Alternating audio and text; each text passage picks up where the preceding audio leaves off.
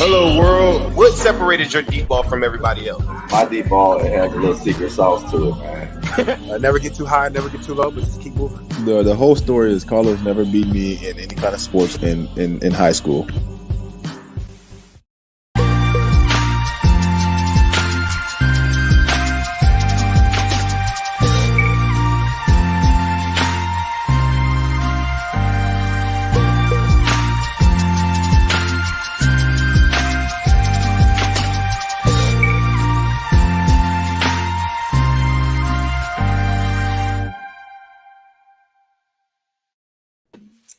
It's Friday, and for the second week in a row, I get to sit back and chill out and let smarter people than I talk some Bengals football. And we've got quite the star-studded cast. I'm Anthony Cosenza, not of the star-studded cast, but I am joined by Ace Boogie, Matt Minich, Zim WhoDey, John Sheeran, all part of the Cincy Jungle podcast channel. It's been a long time since we've been able to get all five of us together. Hey, Ace, I'll start with you, bud. How you doing? Doing pretty good. And AC, stop selling yourself short, bro. You're definitely one of the stars of the pod for sure. But I'm doing great. Good to see you guys. And your partner in crime, Zim, down there joining us. What's going on, Zim? Just chilling, man. Rocking in the free world. Just trying to make it happen. I appreciate you guys being here. Let's do this, boys. Well, I can't wait to talk about a particular backup quarterback situation with you sometime in this episode. I can't wait. I can't wait. We're not going down that road today. We let's talk with this guy. Let's talk Joey B. I feel like I'm gonna get too amped up talking about that guy you're talking about. Well, we'll see where we go here. John, my usual partner in crime. What's going on, man? We've had a busy couple of weeks on our show. Good to see you again, dude. Surrounded by La Familia, life is good right now. La Familia, that's right. And it's been a long time since we've been able to hang with him because he's an expecting father very soon here. Coach Matt Minich, congratulations on your forthcoming son on the way here. And you have one hell of a shirt on. We've been talking about this topic of conversation before. Yeah, this is a good find. Oh my gosh, I'm very happy.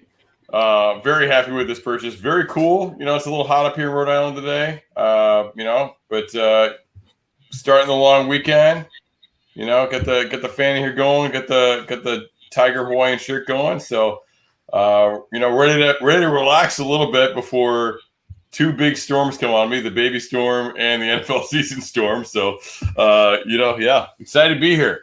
Been a while, and you know what? Someday they'll fix Game Pass and get that thing going, and maybe you'll see a little bit more of me. But I was just like, what? Gotta do another burrito video. Nope, not here. All right, whatever.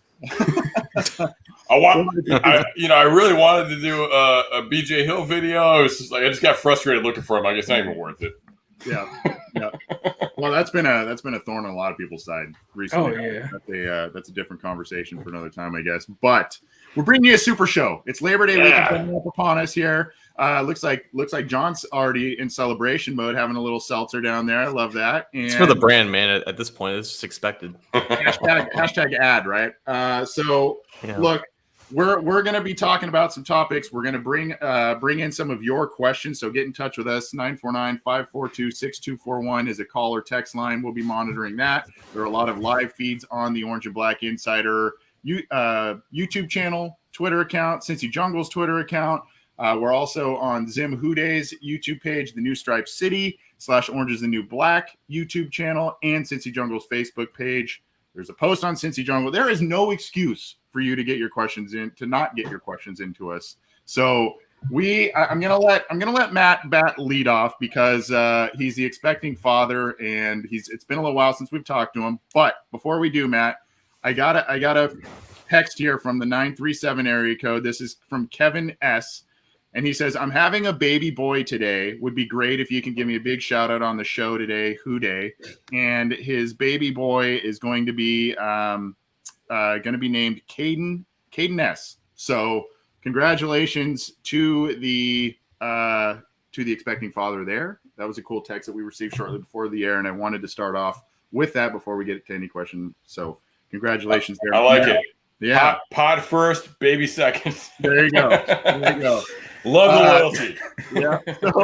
So Matt, what are you seeing here in the live chats that you want to lead off with, or did you have kind of a topic of your own that you wanted to kick us off with? You know what? I mentioned it that I wanted to do a BJ Hill video. Couldn't really do that. So I think a couple of the bigger things that have happened, bringing in BJ Hill. And I think Wyatt Ray is a pretty interesting ad, with the loss to Joseph Osai. So we've seen a lot of changes on the O-line, which we'll get to. We've seen a lot of changes on the D-line, including, bringing in a new coach in Marion Hobby. With how that is filtered out, how does everybody feel about this D-line? Are we going to be able to get pressure this year? Yeah, I think we will be able to. I mean, I think Marion Hobby kind of has had that same kind of effect that Frank Pollock has had, just being a coach that can come in and raise the level of the defensive line, and not only just from a pass rush standpoint, from a run defense standpoint. It seems now, obviously, this is a preseason, so it's a very small sample size. There's vanilla offenses, so you can't put all your eggs in the preseason basket. But just from what we've seen, they, to me, look noticeably different than how they performed last season. And I just want to point out one more thing, like friend of the pod, and big time, fan or Bengals fans, Mike Daniels, like unbelievable that he came in and saved that defensive line. Like they desperately needed him last year, and this year they were able to let him go. So I mean, just thinking about that, for where they were 1 year to the next. Crazy that at this point Mike Daniels is a cut. John, what do you think about that? Top 10 anyway. I bring it to you because I know you're the saddest, because I know you like talking about your anime with Mike and. I mean, man, like when they traded for Hill, it was just like, okay, they're going 11, or they're getting someone that is going to be pretty good. And I guess it makes sense that it's Daniels because he's 6 years older than Hill, and I think. And we talked about this on Wednesday. This is a transaction, a decision that I think it fits like what a lot of Bengals fans want this team to do, just to make the improvements wherever they can, even if that means letting go of someone who's obviously well loved in the locker room and well loved within the fan base. Like Mike Daniels is a good player, but I think for what they're going to ask BJ Hill to do, he fits it better. And they made a great trade in offloading Billy Price to get him. So if that's what it takes to get this move done, then it's got to happen. I'll miss him. I'll miss watching him, like reading all the stories about him in the locker room. But the team got better, and that's really what the business is about. Yeah, I mean, and we'll get to later what trading Billy Price and cutting Michael Jordan has done to the depth in the O-line. Not necessarily bad thing, but definitely not any really experience past that first unit. But yeah, I think you make some good points that like these tough, hard decisions, like when have we been in this situation before? Like recently where you could cut guys, you could cut Michael Jordan, like you had to start Michael Jordan last year. Like now thinking about having the versatility to be able to cut him, having the versatility to be able to cut Daniels. I mean, they've definitely found a way to bring in more guys and make it more competitive in camp. I mean, Zim, is that the way you're seeing it? Yeah, for me, I just thought that if you paid attention, I guess behind the scenes, I'm looking at Mike Daniels. They set him out the week 3 preseason game. So, I guess behind the scenes, we're talking about like upcoming season stuff, So I thought it was, that's the part of the business of the NFL that most people don't get a chance to see. You always hear these stories about players wanting more money and different things like that, but I don't feel like they communicated that to him properly, I guess, and it caught us, a little blindsided as well as a result. But I do think we, like you said, if you're ascending or you're building onto this foundation that you have, you're gonna be allowed the luxury of having some veteran leadership and guys that maybe don't play at a top tier level, but they offer a lot more in the locker room. But I guess the Bengals felt like they had, enough leadership in the building where they could sacrifice some of that. And like you said, once BJ Hill hit the roster, I immediately, I mean, you saw me probably on Twitter too, John. I was saying the same thing. I listed, about 12 guys, and I was like, yeah, like there's no way that they can keep more than 10 of these guys. And that's exactly what happened. I've seen different scenarios where they had 11, but then one thing that I've been harping on the whole offseason is I think the Bengals know that they aren't going to have the best defense in the division, or they know that they're not going to have the best offense in the division, or maybe they will, or maybe they won't. They don't know. But one thing is that I think it's very clear is that they're putting a big emphasis on special teams, like with Stanley Morgan and opting for Wilcox. So, like they're going, the bad reps that you can find from Moss are like, special team stuff. So, and Jalen Davis too, I'd say, he looked pretty good on defense, a lot better than he did on defense last year in the preseason, but he definitely showed some things on special teams too. Exactly. And that's one of the things when the all season started, I said, I think they're absolutely going to have to make up for some of their deficiencies through special teams. And they've done that a lot in their roster building. And I don't think it afforded them the luxury of carrying 11 at that position.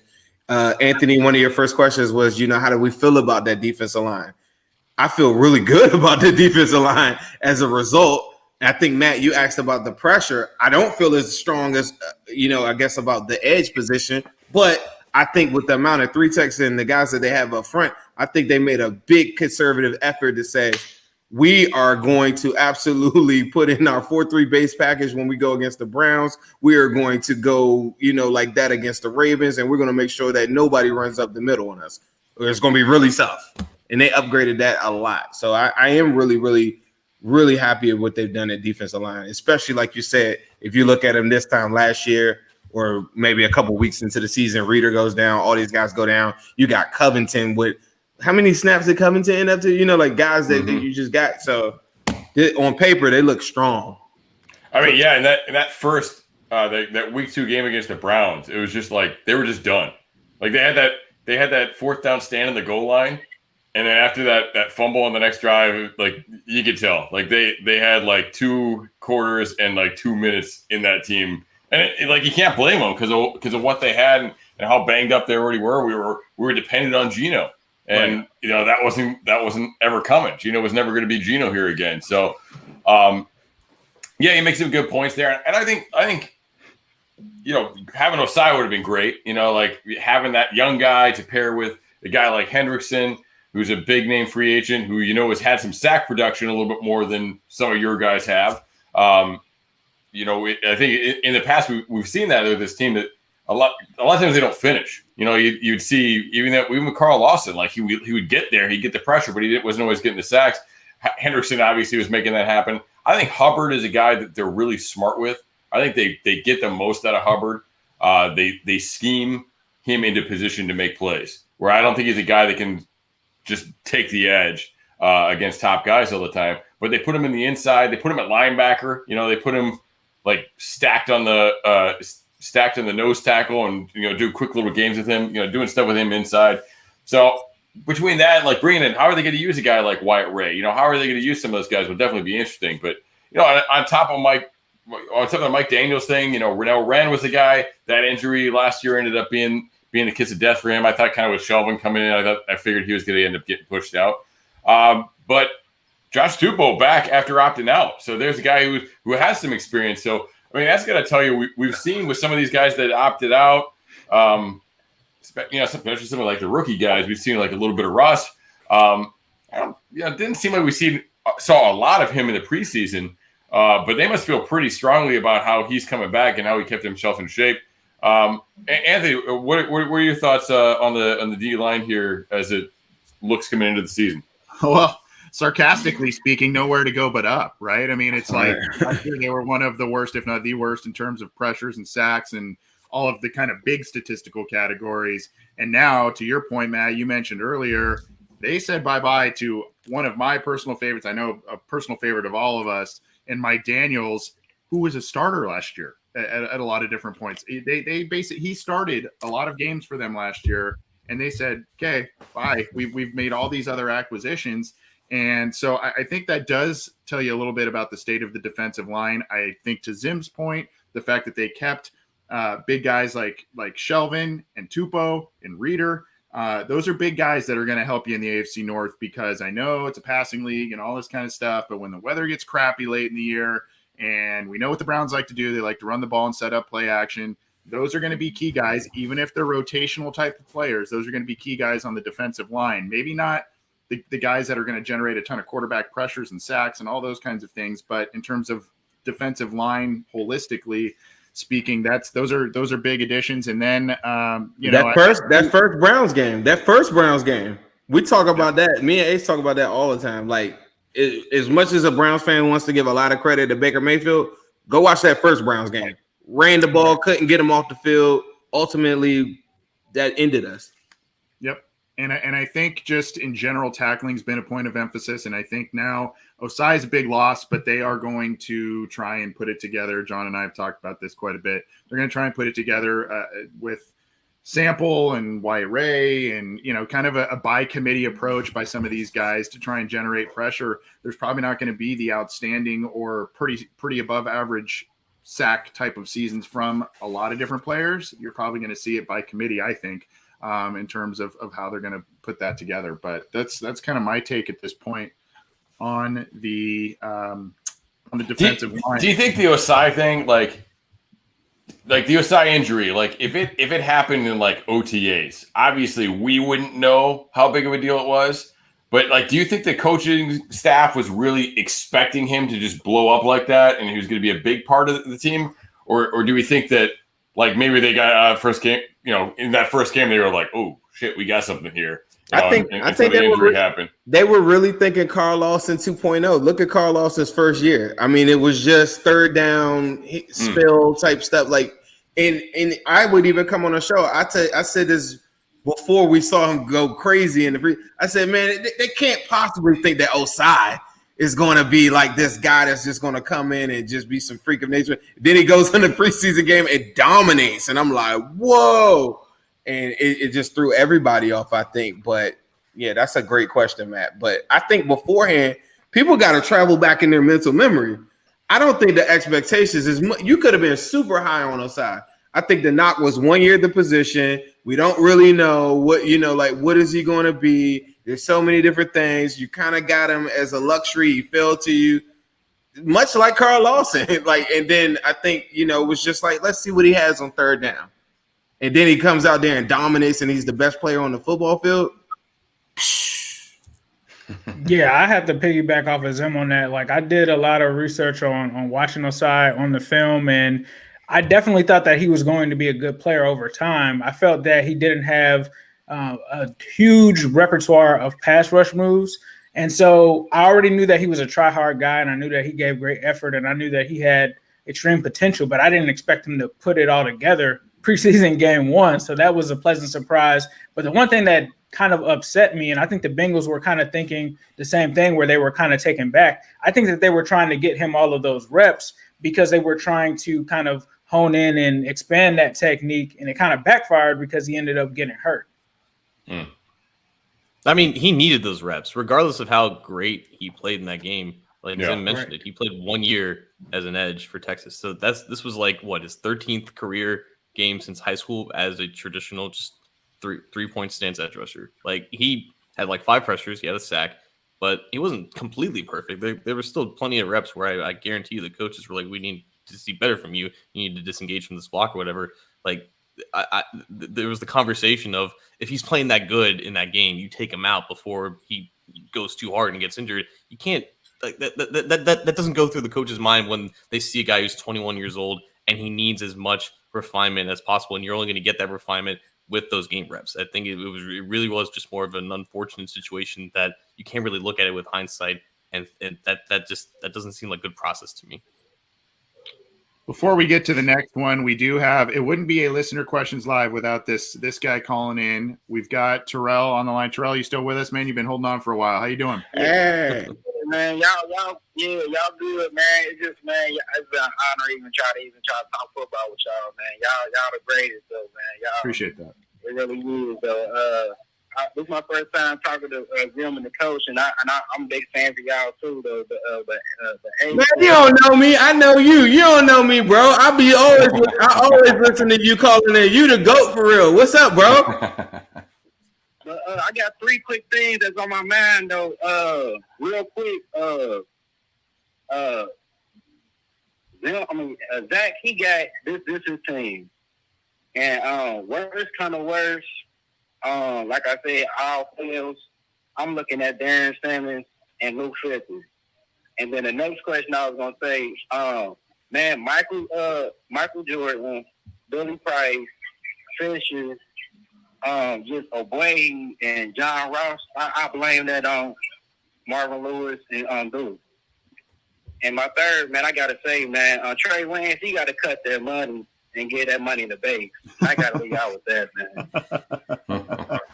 Cool. Well, good hearing from you, Terrell. We'll talk about some of this stuff for a little bit on the show. Thanks for the nice compliments. Good to hear from you, and we'll talk to you soon, bud. Oh, yeah, you already know, man. Y'all the greatest, man. Thank y'all. All right, I love that guy. I love that guy. I don't know if he's ever seen me before. I love that guy. He always calls in. I'll be like, man, he be super positive. That's like, he's a dope person. I thought that was...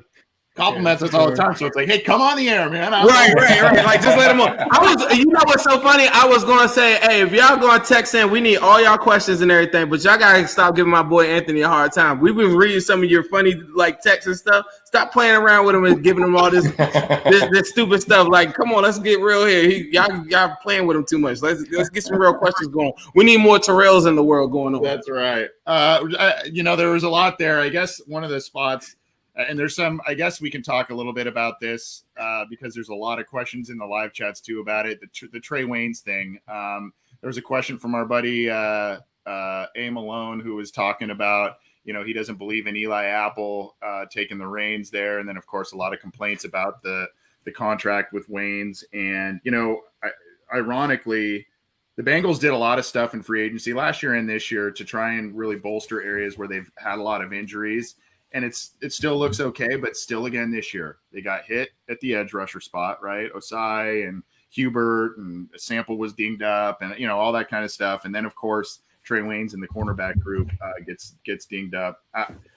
John and I talked about it a little bit in our show Wednesday in terms of Eli Apple and whatnot. But I guess Ace, if you want to lead off a little bit about your thoughts with Waynes and where the team's at in terms of if they're able to withstand the Waynes injury for at least maybe a couple of games, if that's what the case is, and how you feel about Eli Apple stepping in for the team. Yeah, I mean, it's frustrating, right? We signed Trey Waynes last season. You probably expected him to play, if not last year, this season. But injuries happen. And I mean, they're just a part of the game. Unfortunately, it had to happen to Trey Waynes. But similarly to last year, I think that it is an issue for the secondary. You talk about Eli Apple. The one thing I like that he has is he has a wealth of experience. But if you've actually watched Eli Apple over the years, you know why he's probably on, his third or fourth team by now. He hasn't been consistent. Now, obviously, he's a first-round guy, so the talent is there. But my expectation is I expect Eli Apple to be Eli Apple. I don't expect him, even if it was Trey Waynes, I would expect him to be Trey Waynes. So he's going to give up plays. Those are the expectations. But I would assume that they would probably try to do something similar to what they did last season with kind of a rotation between him, Darius Phillips, to try to give him a break and try to hope that can work. Now, obviously, that was one of the issues last season for this team was the secondary, mainly the cornerbacks. The safeties were good, and they tried to upgrade that. We got Mike Hilton. We ended up getting Cheeto. The good thing is that you hope that Cheeto and Mike Hilton can hold it down. Now, Mike Hilton, he has been somewhat suspect in coverage at some points, but he can do all kinds of other things. And I think that you just hope that this committee of guys with experience can actually do something. Last year, they had a lot of guys that were a committee but didn't have much experience.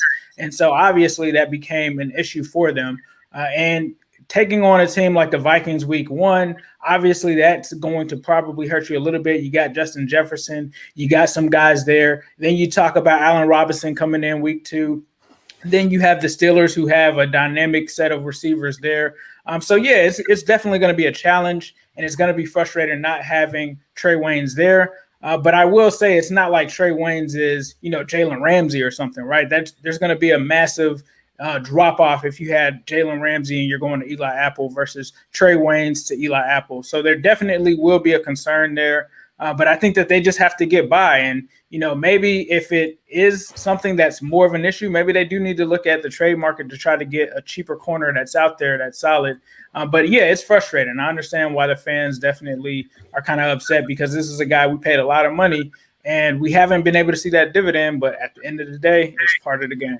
Am I the only one that feels like some type of way when you watch like the Steelers, right? In two different instances, they're at a desperation. They go make the trade for Minka Fitzpatrick because they know they just don't have it, right? They go and give up their first round draft pick, right? Then flash forward to this season. They make the trade today. What are we talking about, Ace, all week? The Steelers have no corners. We know right now that we don't have strong corners. They go make a trade for Ahkello Witherspoon, who ended up pretty good with like an 80, PFF grade. I actually liked them coming out 2017. They go make a trade for him and go get a 2023 a compensatory pick or something like they just like. I hate when I see other teams doing stuff like that, and we know this already that we're not strong enough at the position. People talk about Eli Apple probably not being deserving. I'm reading the comments, not deserving of the pick. I think because they have this conservative effort to say that Darius Phillips is going to be our punt returner and they don't trust him, and Zach comes to the press conferences and he's talking about consistency every week, right? One thing we know about Darius Phillips is he wasn't consistent at the position, and I feel like he's a better corner than Eli Apple. But you don't have the luxury of doing it because you need him on special teams. You need to go get a guy. And then Terrell says, well, cut Trey Waynes. It's not that simple, sir. The amount of money that this guy is getting paid is for the third best free agent corner in that market. You look at Byron Jones and all these guys that came out that same thing. They got a couple more bucks than him. And we got this guy that unfortunately has been injured, but we kind of know his ceiling. And it puts us at a bad position because even if he does come back and has a good season, I think we'll probably start looking at cap hits at that point because now you don't even really trust him. The fan base doesn't even trust him. And the fan base doesn't trust Eli Apple. So the Bengals need to go get something. Like, I know Ahkello Witherspoon isn't a guy that nobody, people aren't just clamoring for, but it's something. And I think that goes a long way, especially when he's not a scrub. Resident Bengals hater Joe Goodberry in the chat. Waynes ain't shit anyways. I mean, we haven't seen Trey Waynes. We haven't seen Trey Waynes since what? Like the Vikings lost to the Niners in the 2020 playoffs or something like that, or I forget how the game went. But honestly, like, it's been so long, we don't know who Trey Waynes is right now. We just knew who he was back in Minnesota, and he just hasn't been healthy. So I agree with Zim, man. Like, it's tough to say, like, yeah, just Terrell, don't talk about other people's money like that. Trey Waynes earned that bag, even though he completely finessed the Bengals front office like that. But I'm willing to give Trey Waynes a couple. I'm willing to give him a couple weeks to see what he is, before we claim him a free agency bust. Am I off basis to say this though? Even though I understand where you're coming from, Joe.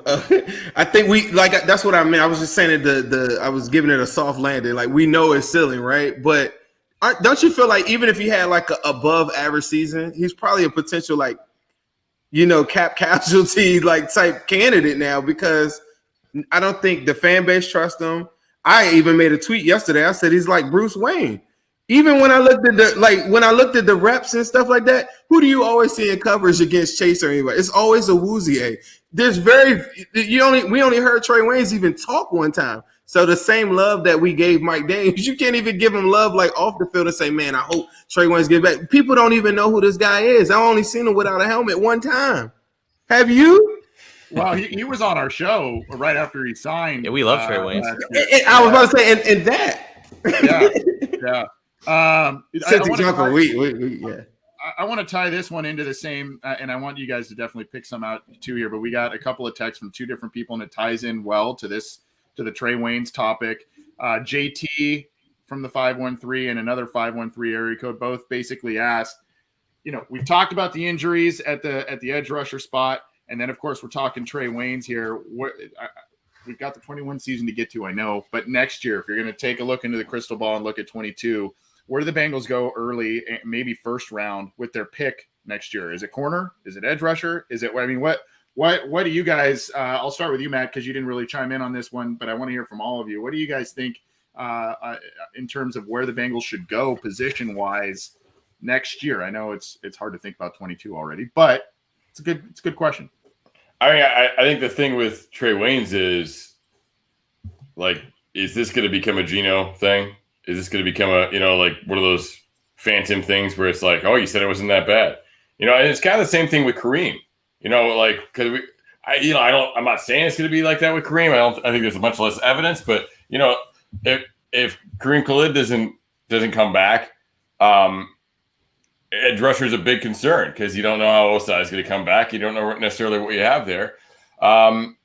So that, that's one way to look at it. And it's the same thing with corner. Like, if Waynes doesn't come back, or if Waynes doesn't look like he can be that guy, or if Waynes comes back and he's fine, and Uzi isn't cutting it, then you got to go corner. But I mean, that would be my instinct is probably the corner position. I think you've done so much on offense over the last 3 years. As long as you're either comfortable with Reef or you're comfortable with the way Jackson Carman is coming along, you don't really need to go anything else there on offense, I don't think.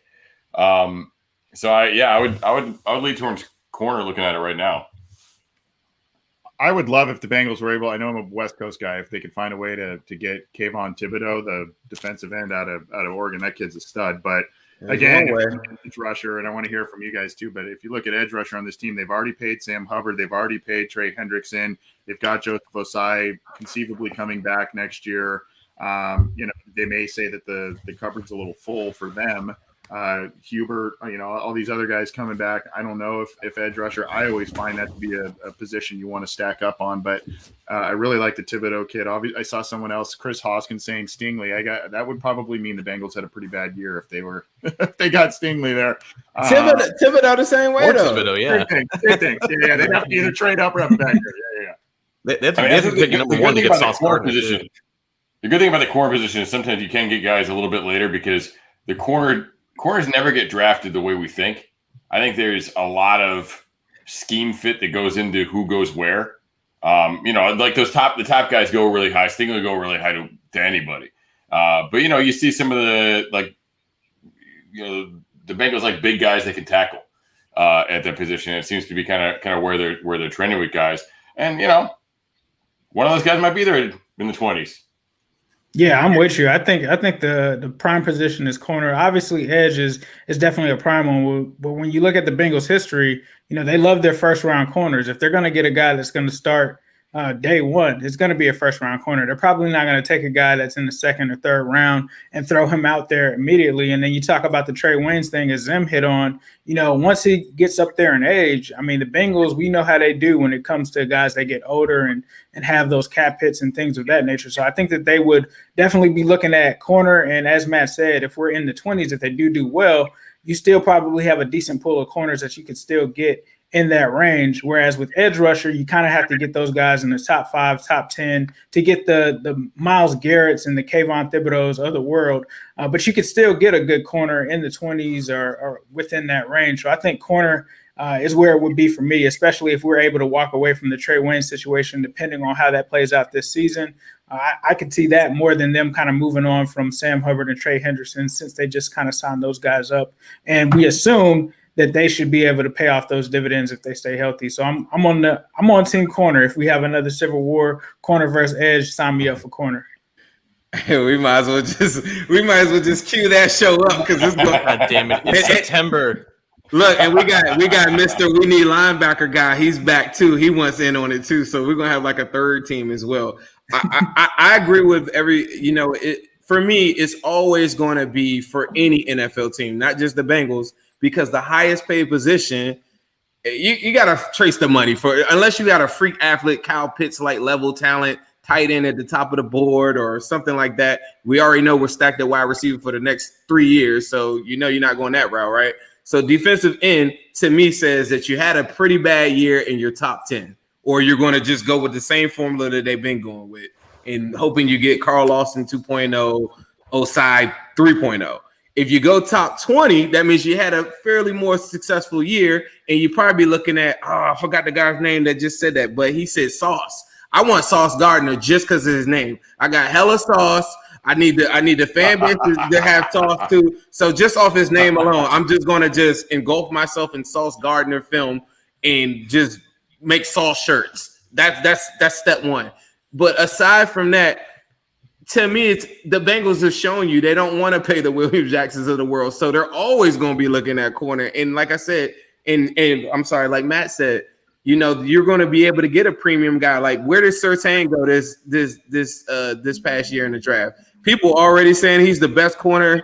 You know, like the camp reports and everything like that are coming out right now are looking really, really good for him right now. And he fell further down in the draft than what most people thought. So you're hoping to get a guy like that. But I think it's based on the success from the season itself.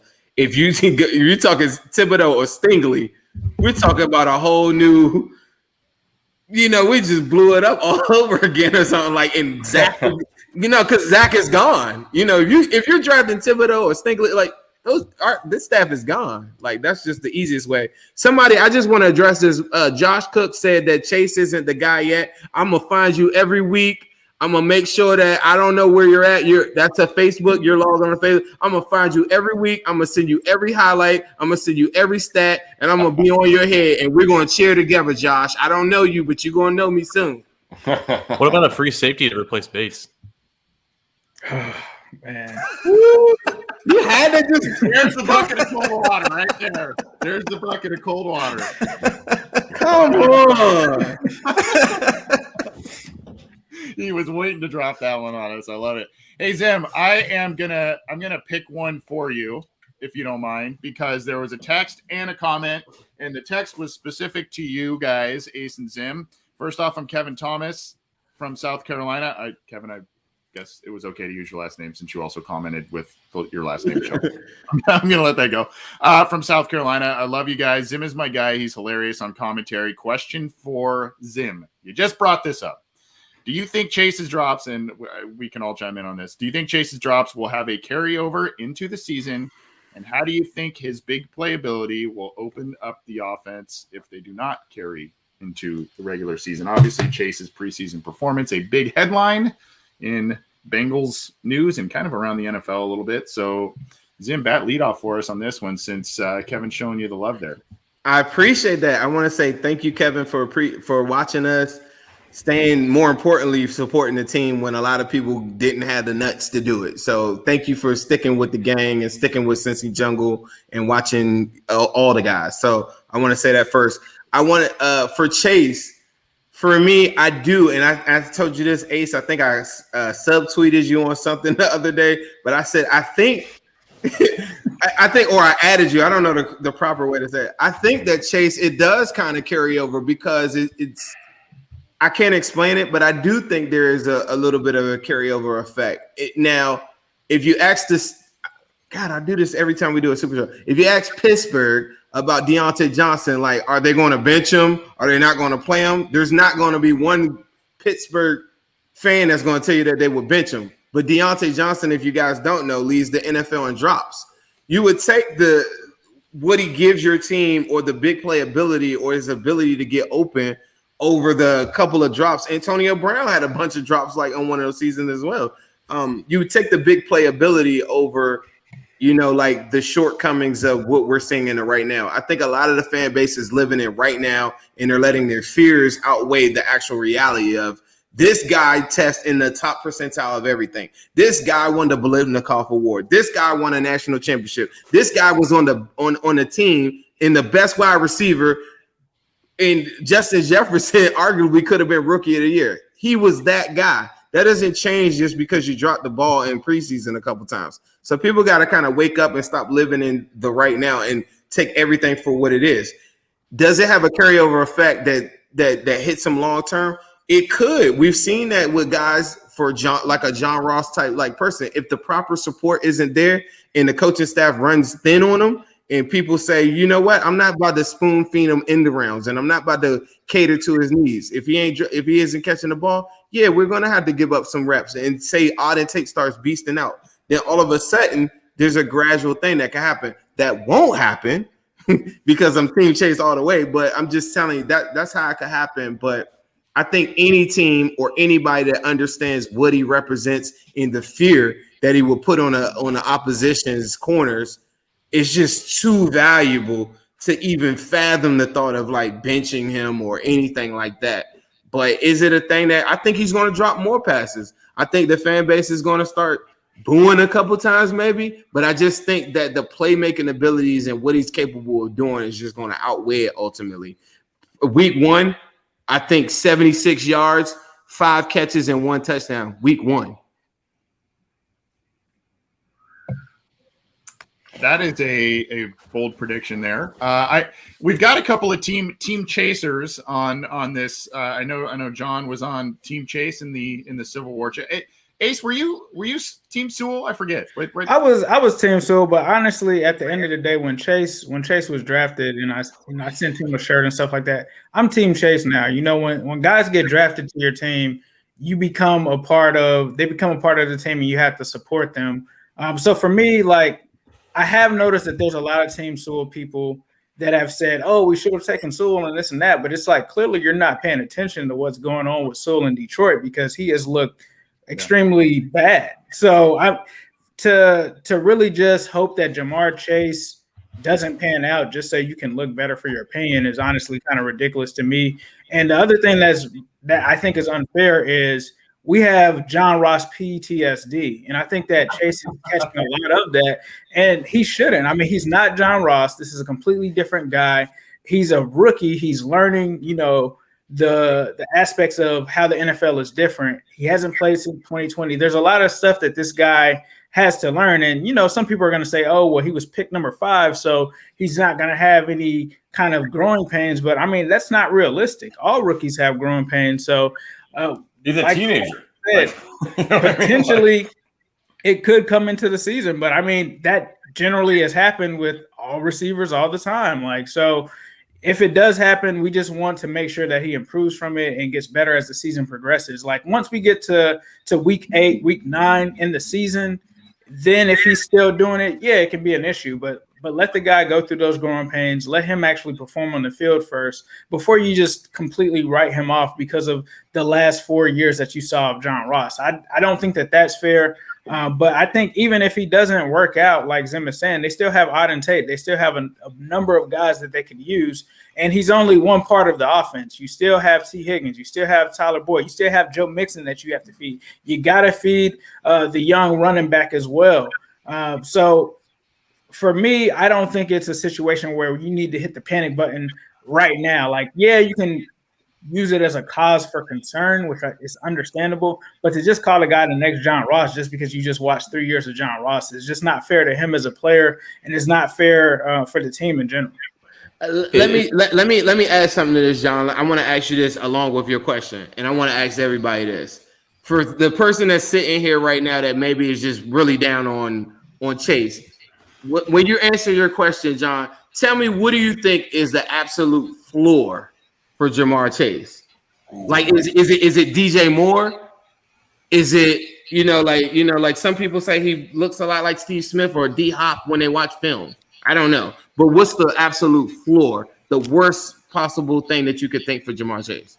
The worst possible thing. The question to John, I got a great answer to follow this though. I'm sorry. No, but like the absolute floor is that he's bad. Like, that's the absolute floor. It's possible. Like, we talk all the time about what we think these guys are going to do in the pros, but we don't actually know until they're there. But it's not just John Ross PTSD. I think it's just Bengals PTSD. Like, this fan base is so entrenched with just things repeating itself because things are just the same, and it's been the same for 30 years. They don't have faith until they actually see it. And then, of course, we do this every training camp and every preseason where we overanalyze everything because it's the only thing that we can see. So if the only thing that we see is Jamar Chase dropping 4 of his 5 targets, we immediately go, oh crap, he's going to suck. Not regarding that preseason performance has negative correlation on anything that they do in their actual NFL careers. But to more accurately answer your question, Zim, I think it's just a solid player. Honestly, like, he's too athletically gifted. He was too productive in college. He's too good of a football player to completely dismantle right before our eyes at this point in time. I would say his floor, even if he's bad, like his floor is what we wanted to get out of John Ross at the end. Like, just having a guy on the field that you had to worry about. because like that worked. Like it served a purpose that they had to account for him because defenses were threatened by him. Because as somebody who has called defenses before, like you know when you call a defense, you're like the biggest thing you're thinking is I'm not going to get beat on one play, right? So even if you think John Ross is going to drop the ball, as a defensive coordinator, you're like, I have to stay on top of this flipping guy because he's the fastest guy ever to come through the NFL Combine. And Jamar Chase is not the fastest guy ever to come through the NFL Combine, but you have seen Joe Burrow and Jamar Chase light mother effers up, right? So you have seen that. So you are not going to be the next guy that falls for that, right? So that's it. That even if he's not good, you know, him on the field with Joe Burrow, Tyler Boyd, T. Higgins opens up a ton of opportunities for Tyler Boyd, T. Higgins, Joe Mixon, all those guys. C.J. Uzomah, we don't talk enough about C.J. Uzomah because he's going to be definitely a big part of that passing game as well. So I think, like, even if he's bad, like, to me, that's his floor. And I think a lot of talk pre-draft was about go get Chase for Burrow, all right? But I think right now, Chase is the one that needs Burrow. You know, I think that having that comfort level, whereas, you know, if we flipped it, you know, and Jamar Chase was in Philadelphia having these problems, you know, he didn't know Jalen Hurts like that. You know what I mean? Like, I think having that guy you have comfort with and you've had success with to help you get through and overcome this hurdle that you have at this point in your career. I think that's huge. You know, so we talked about Burrow needing his guy, but I think really Chase needs his guy right now to get through this little hiccup early in his career.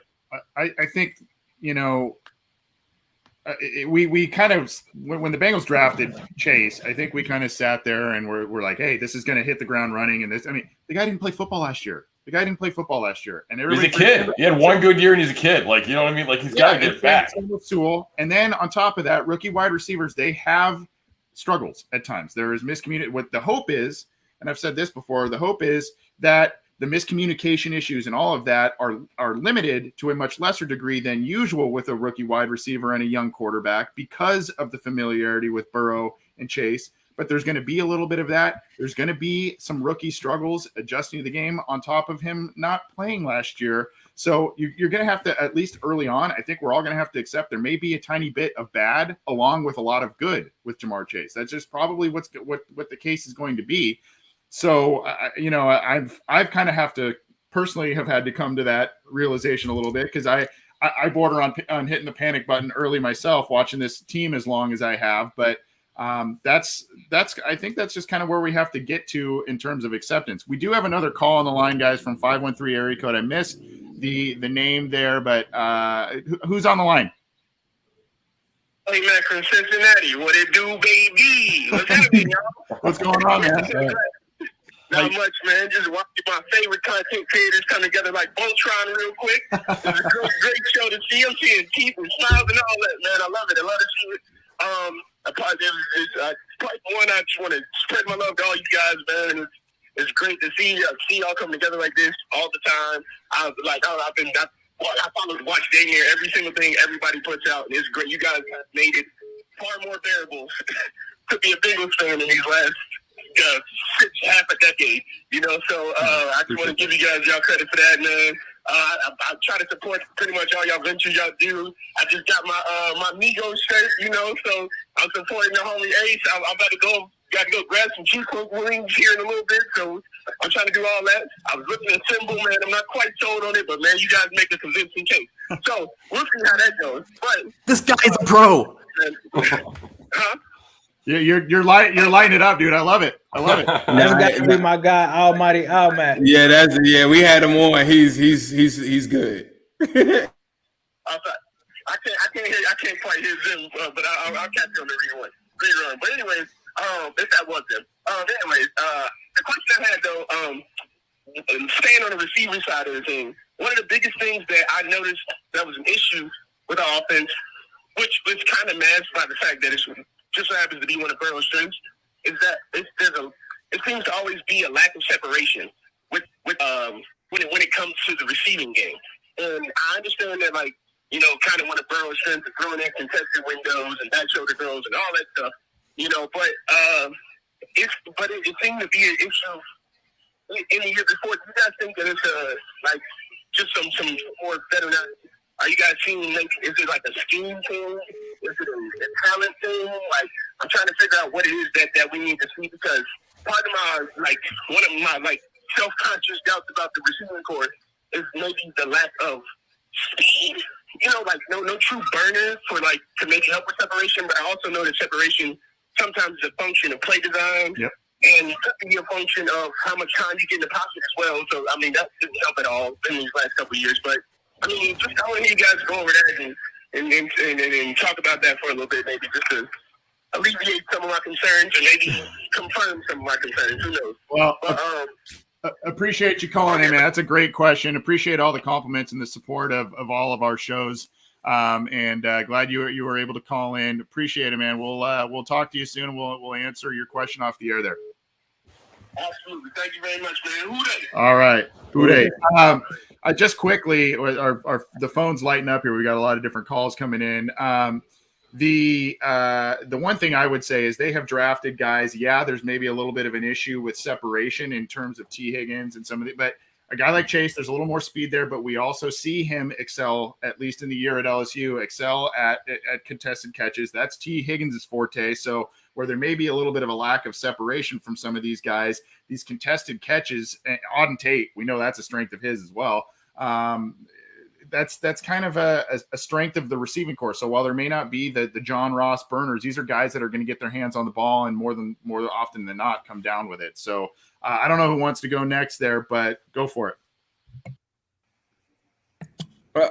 Well, look, for me, I would say that it's no secret that the play design for a lot of this stuff, I don't think that Callahan does a bad job. I don't feel like out of everything that people could criticize Zach on, I don't think that they could probably criticize him on some of the time management stuff that sometimes Marvin Lewis got himself in trouble at halftime and different things like that. I think a lot of different times, I know we come back on the show and we talk about play calling, and I think the play calling in general is good.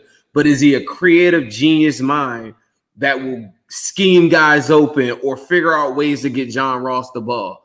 I think they're always going to probably lack that, in that sense, in the overall, let's scheme up the best plays and we're going to do intricate design work. I think this offseason, what we saw in the preseason, a lot of motion, trying to catch guys making defenses make mistakes. I think they're taking a lot off of a lot of other coaches in the NFL right now, right?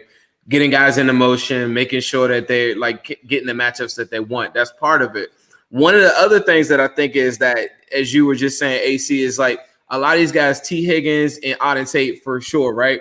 Their biggest strengths aren't separation. Their biggest strengths are catching the ball at the point of contact and coming down with strong hands and catching the football. The same would probably be said about Jamar Chase if he didn't have those drops in the preseason, but that is another strength of his, right? But the one thing that they don't have is I think Lamb coming out of college or something. You could just see, I could show you some clips of just route running and Deontay Johnson or go watch Keenan Allen or Devontae Adams. Those are guys that are going to run these routes, have the twitchiness that you need, and have the deep speed along with that scare the hell out of defenses. But one thing that hasn't happened is that the core of the Bengals wide receiving core hasn't been healthy enough to demand single coverage on a lot of these different times. So you have Tyler Boyd out there with Auden Tate and then maybe one other guy, but AJ Green's hurt. Or all these different things have happened throughout the years where they're not at full strength. Get this trio, the Migos, like he was just saying with Ace's shirt, get the Migos at full strength. You'll see a lot more separation. But that's one of the things that I don't think route running, with the exception of Tyler Boyd, is a strength of his, but most teams know that they're going to him on third down. And then you didn't have anything to take away that, to take off the safety coming down, bearing down, and sitting on that inside route. You didn't have anything. So that's what this whole process and this thing is about. It's getting these elite athletes at those positions, the processing speed of Joe Burrow, getting the ball out of his hands, where you don't have to have the twitchiness or the elite route running as a Keenan Allen or somebody like that. I don't know if that's probably the long version of what I should have said, but that's a really large question overall. but I don't think you'll ever see play calling on a Kyle Shanahan level, like where guys are just blown out and defenders are just like, who do we line up against? Because they got a running back out here out wide and they got all this other stuff going on. And I don't think you'll ever see that. So that's another deficiency, I guess, if you want to nitpick. I mean, you're gonna see the running back lined up wide, the tight end. I mean, I think that's how they win, and that's what Burrow's really good at. So now having hopefully a competent offensive line, particularly Reef is a huge addition there. But being able to spread out, to get into those empty personnels that Burrow loves, you don't need. First of all, the ball's coming out fast. You know what I mean? So you're not really. You can get in front of a guy, you can complete a deep pass, but you're not really chucking it deep because you don't have time to do that. You got to leave people in and block to do that. So the ball's got to come out fast. Got to be a fast read. But Burrow's incredible at that. And I think when we look at receivers, I don't know. I feel like talking about separation has almost become like cliche. Like I think, it's a factor. I feel like we make way too big of a deal out of it though, because there's other ways to win. And when you're a guy that can win in those contested situations, and your quarterback is stupid accurate, like you're okay. And you don't necessarily need, when you're playing in empty, you're pretty much in man coverage because you got everything spread out so far. Like even if they're playing a zone, you're spread out so far that it's pretty much a one-on-one matchup out there. So having the quick twitch, having the timing down with your quarterback, being able to come out of those breaks, boom, get that completion, and then hopefully, I think to me where the speed is more important is the racking it, the run after the catch. That's how this team can win. So it doesn't always need to be the same thing. It doesn't always need to be the guy burning. I think you got to know what's going to be right for your team. And I think they've got the right kind of guys for the quarterback they have. And, if they can protect him and let him get into all those empty coverages, I could see this being a very good unit. Yeah, I think like Matt said, I think they got the right guys for not only Joe Burrow, but for also this division, right? This is the AFC North, right? It's a tough division where you have to be physical. And I think that those are characteristics of all three of those guys is that they're extremely physical. You talk about T. Higgins, you talk about Tyler Boyd, gritty guys. I think even back when Marvin Lewis drafted Tyler Boyd, he asked him, did he have that Pittsburgh mill in him? And that was about his toughness. And so, I do have to tend to side with Matt when he talks about it's kind of overblown. Because I remember watching J.T. O'Sullivan just break down some film, and there was tight coverage. And he was like, that's open in the NFL. Like, so I think a lot of people expect, these corners to not be anywhere near these guys, but that's why corners get paid. Like, you're not going to toast Jalen Ramsey. Like, that's just not going to happen. You're not going to toast William Jackson III that often. Like, these guys run 4.3s. These guys are fast on that side of the ball as well. So that is also, I think, a factor, but I think that they've got guys that are definitely built for this division and definitely built for success to play with Burrow as well. Jamar Chase is fast. T. Higgins is faster than he was last year. Those two things make this a much more dynamic unit than it was last year. And I think Matt had a great point that you don't necessarily need 4 Devontae Smiths out there breaking ankles with their route running. You can have guys who are better in contested catch situations if you have the accuracy of the quarterback. But I think the problem was there was a thirst for explosion from at least one receiver spot because you didn't have an athlete like that, and defenses could just sit down in these two zone shells and just not worry about getting beat off the top. And that made it really hard for the Bengals to move the ball.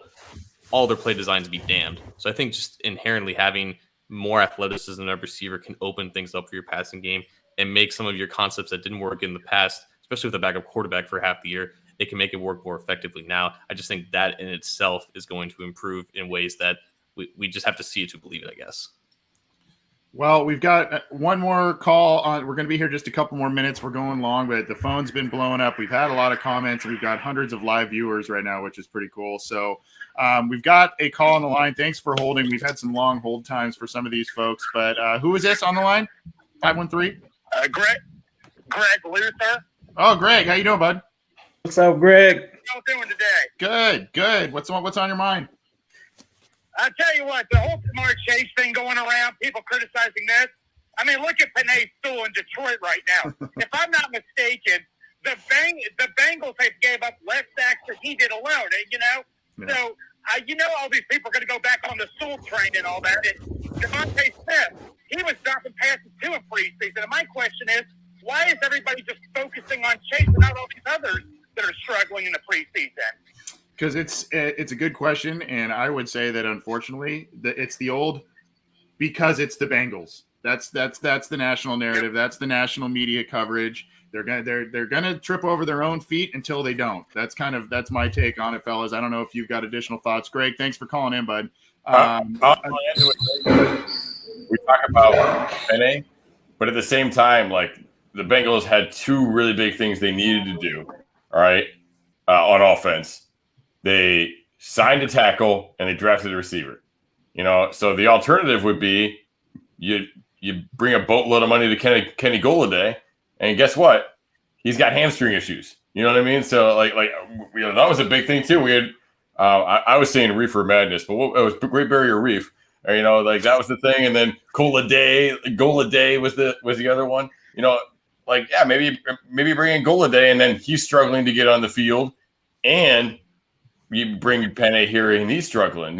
So I think both of those things appear. The Reef thing at least is definitely appears to be working out for the Bengals. He looks like he is going to be a very good upgrade for them.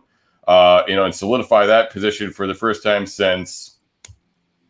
I mean, even when they were good, their right tackle wasn't very good. You know what I mean? Like, who was the last right tackle that was really good? So yeah, I mean, like, look at the two parts of it. I would say intertwined, because obviously if that's your plan, you're probably not going to invest in Reef. You're probably going to go for a receiver.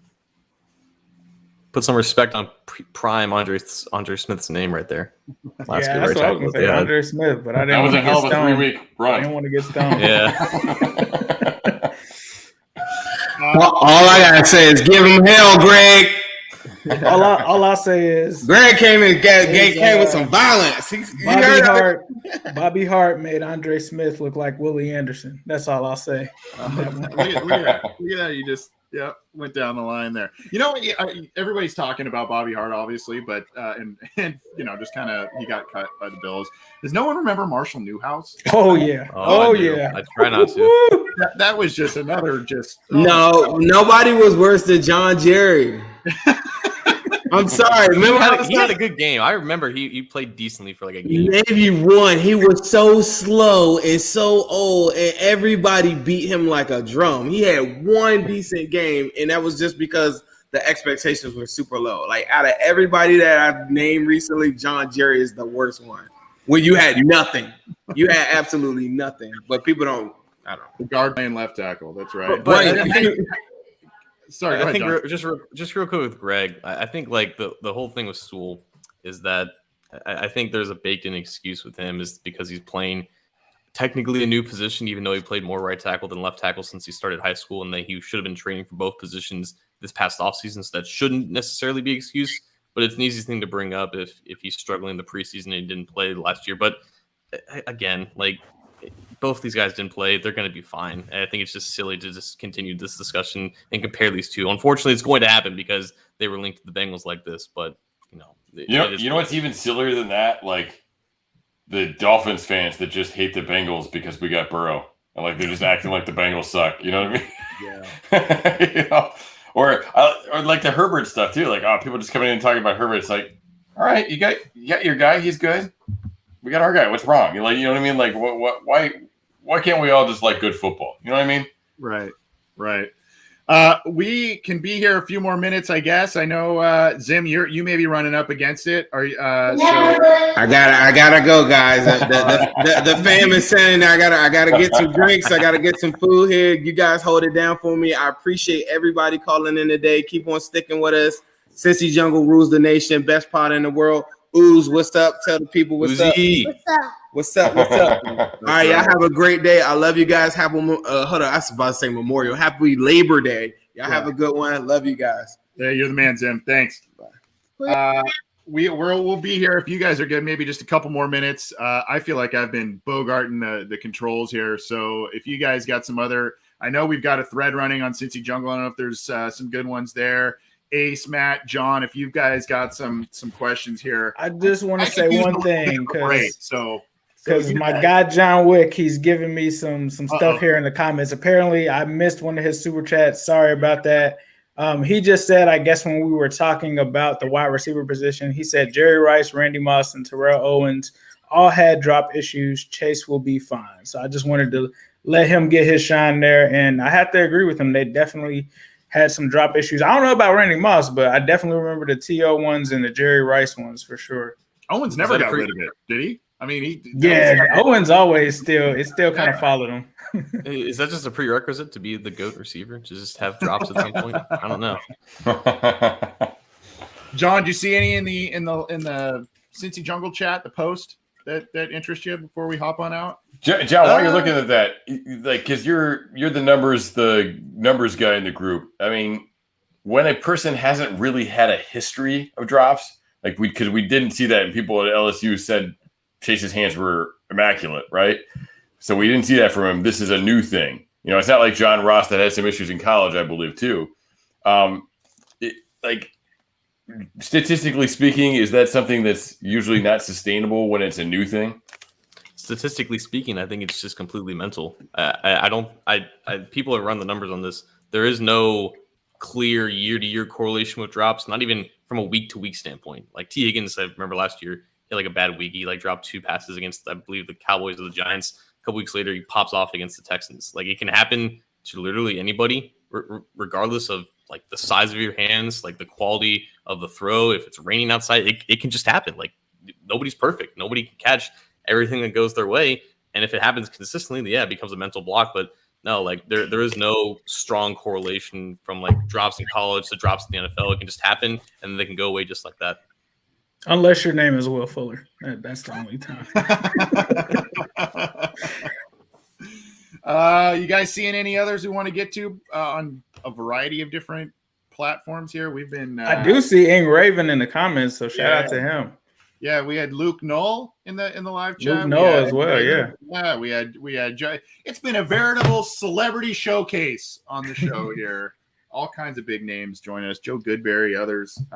What, John? I didn't hear. Was there one on the Cincy Jungle post that you wanted to get to?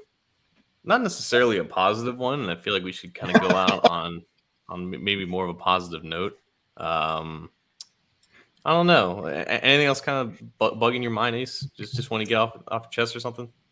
Not really. I mean, I think we're in for a fun season, guys. Like, get ready to buckle in and just be excited. I mean, we're going to get to see Joe Burrow, all our guys healthy. I think that we're going to sneak up on a lot of people. We're going to be an interesting team to watch. And, you know, based off of what we saw last year with what Joe Burrow was able to do with, you know, not nearly, in my opinion, as much talent, it's going to be something to monitor. And I'm pretty excited to see how this team comes out. I'm not sitting here saying that they're going to win 10 or 11 games, but it'll definitely be a fun season, I think, to watch as long as we can stay as healthy as possible. So just buckle up and be ready for the ride, because I definitely am, and I can't wait to see what this team puts out as far as a product on the field.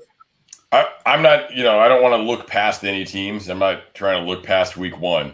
But here's a question for everybody. How worried are we about an Andy Dalton revenge game? No. I'm as worried about Andy Dalton as the Browns in that Thursday night football game in his career. That's about as worried as I am about Andy Dalton's revenge. I honestly don't know how good he's going to be when he knows he has Fields behind him. Like, just like watching how, like, I honestly don't know if that's going to be a factor for him. He didn't have to deal with that in Dallas because Dak was hurt, and right. I think he was very up and down in this preseason. And I don't know if the Fields if that situation had an impact. So I'm very interested to see how he does, knowing that his time is limited.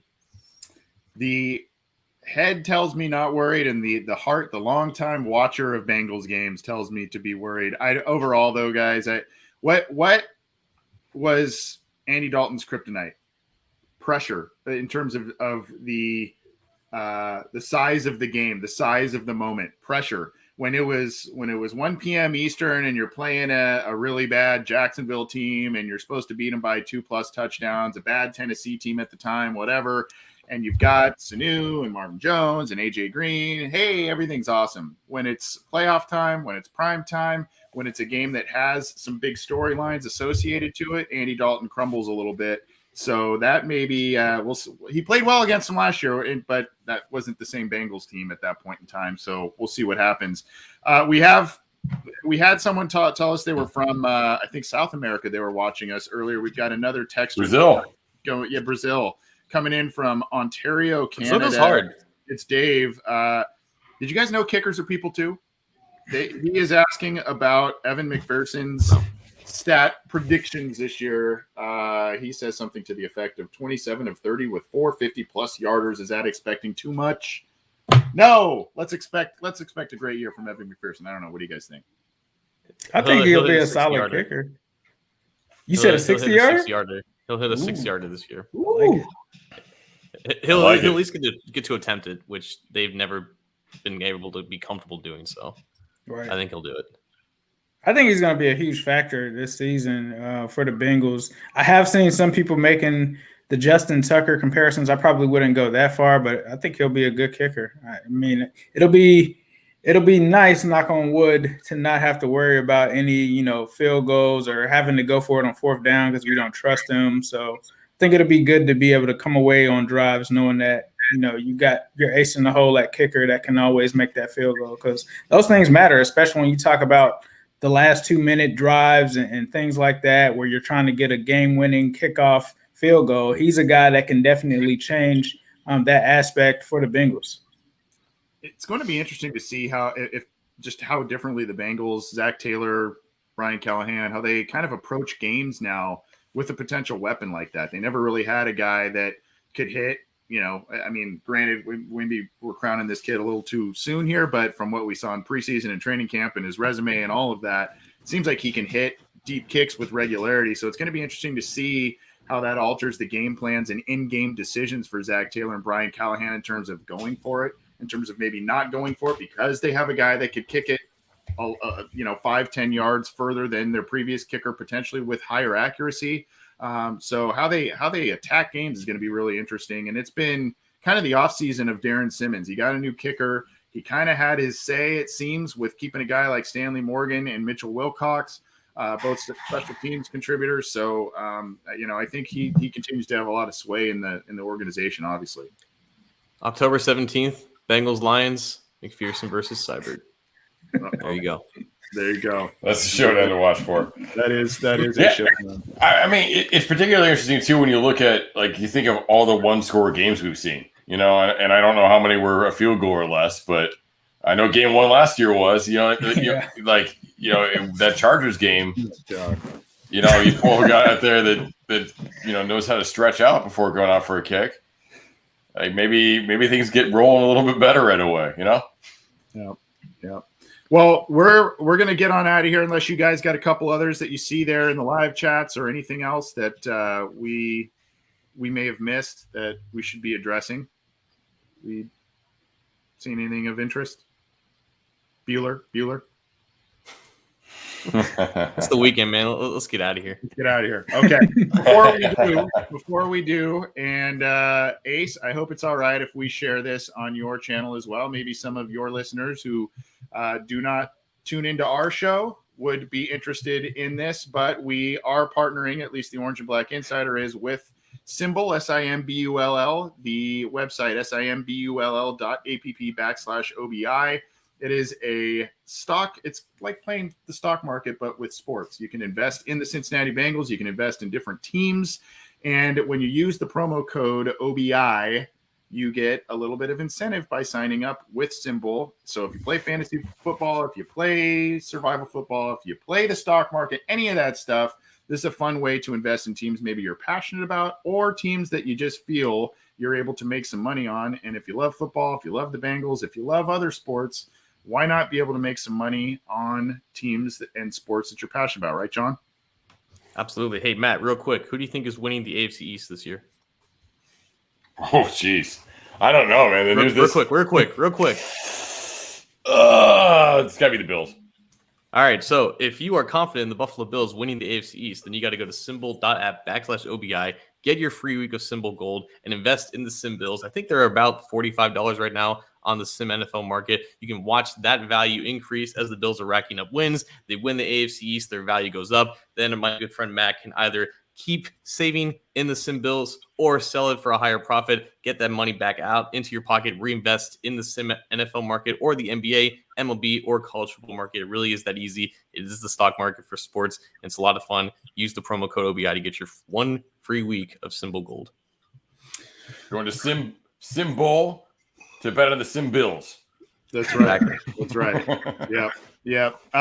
Well, hey, I know we Zim, you guys have got like double the amount of subscribers and whatnot that we do on YouTube. So I'm just going to say, if any of your subscribers want to hop onto our YouTube channel or anything like that, we would love to have them subscribe to our channel, where you can get a lot of good stuff from Matt in the corner there, his Chalk Talk episodes, Joe Burrow breakdowns and things of that nature. And of course, the shows that John and I do and all kinds of different stuff. So we appreciate letting us latch on to your great following, Zim. And in case there are some people you just called him Zim. Zim, Ace. Sorry, Ace and Zim. Ace instead. If there are, I guess if there's some people that are living under a rock and are not subscribing to your channel, where can they find all your stuff and follow you on Twitter? And all that stuff? You guys can definitely find me at New Stripe City, and definitely be sure to subscribe to the OBI Insider YouTube channel, and definitely be sure to hit that thumbs up so that you can hear all of this great Bengals content, because that's what YouTube is about, is pushing the culture forward, getting as much Bengals YouTube content out there. But you can find me on YouTube at New Stripe City. I also have another YouTube channel. If you want to hear some views from the AFC North, it's called AFC North Talk, so please be sure to check that out as well. And then I'm on Twitter at New Stripe City. Awesome. And Matt, where can people find your stuff? At Coach Minich on Twitter. Pretty much everything gets linked through there. So you'll see me here on this YouTube station, and then on Cincy Jungle as well on my written work. But we also do some film rooms on there. So if you don't want to just sit and watch the whole thing, like there are kind of smaller little things we can read a little bit, watch a little clip, and kind of taking it in smaller little pieces with those film rooms. So we'll have a film room, we'll have a video every week. Awesome. And John, I know you've got a big Twitter following and whatnot. Aside from hearing you on our show, where else can people find you and get your hot takes? Yeah, I guess you can follow me on Twitter if you really want to. There's too many of you out there anyways, but at John2_Sheeran, and obviously Cincy Jungle with Matt, Ace, and you as well, Anthony. Yep. Final thoughts, guys. Let's bounce out of here. Ace, what do you got for us? Get ready for the season, man. Enjoy the weekend for sure. Spend time with your family, and let's get ready for the season. And you and Zim are going to be at Paul Brown Stadium for kind of a special deal in week 4, right? Where you're going to me and Zim will be there. We will be joined by Joe Goodberry, James Rapine, Jake from Locked On, Yaz, Commissioner Yaz will be there, Malik Wright. I hope that I don't forget anyone else. But we'll all be there week 4. I think I have a link in the description if the tickets aren't sold out yet for that game. So we'll be in town, WhoDey Nation. It's going to be a great time. So definitely show up and definitely come through. And we'll be able to watch the Bengals on Thursday night and watch Joe Burrow take on Trevor Lawrence. Andrew's going to be there in the comments. All right, Andrew. You know what I mean by a point like this? John, really? Love you, Andrew. Love you, Andrew Seiler. Yeah, we're gonna try and get Malik on our show. I think he's maybe been on your show before, Ace. I'm great follow there for Bengals news and whatnot. But thanks for letting us latch on to your channel, Ace, and thanks for all the content you and Zim put out for the podcast channel and everything. You guys knock it out of the park, man. Don't sell you guys short either, though. Come on, Anthony. Well, Matt, what do you got for us? You expectant father, and you got to let us know when that big news drops so we can properly congratulate you, my friend. Well, when I go full ghost for a couple of days, like you don't even see me on Twitter, that'll be a good indicator. But no, I mean, I'm expectant of good things from this team too. I mean, like it's injuries, right? Like I think they've got some talent. They've got a chance to make a pretty good run. So don't sell this team short. Don't sell your expectations short. They've got the guy. They got the guy at quarterback. they got the talent on offense.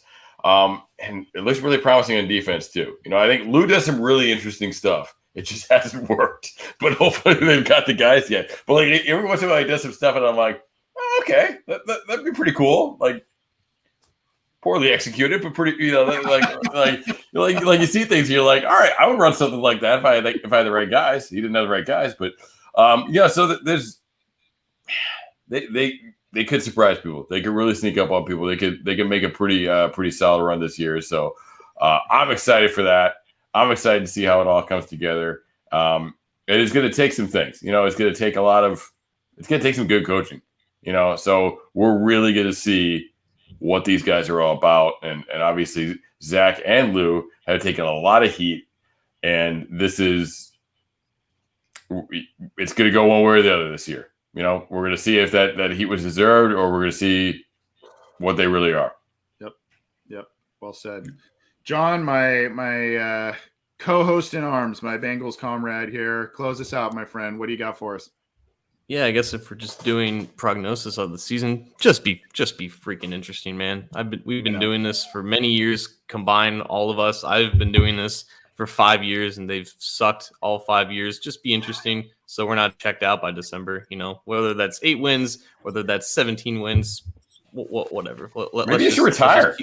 Maybe it'll be good for the honestly, team. it could be. It could be like it would unload a lot of stress from these shoulders, I guess. But something is just keeping me coming back. So we'll see. Yeah. Mail those lucky rabbit's feet, those 4-leaf clovers, everybody to John Sheeran. I just kind of said with this team this year, they may not have a winning record. I kind of think they could be in that area though, that 500-ish, give or take a game or two. That's kind of my prediction, but I do think based on the weapons and how they've improved their team, I've kind of said this a little bit, that I think if they're going to lose, they're going to lose fun.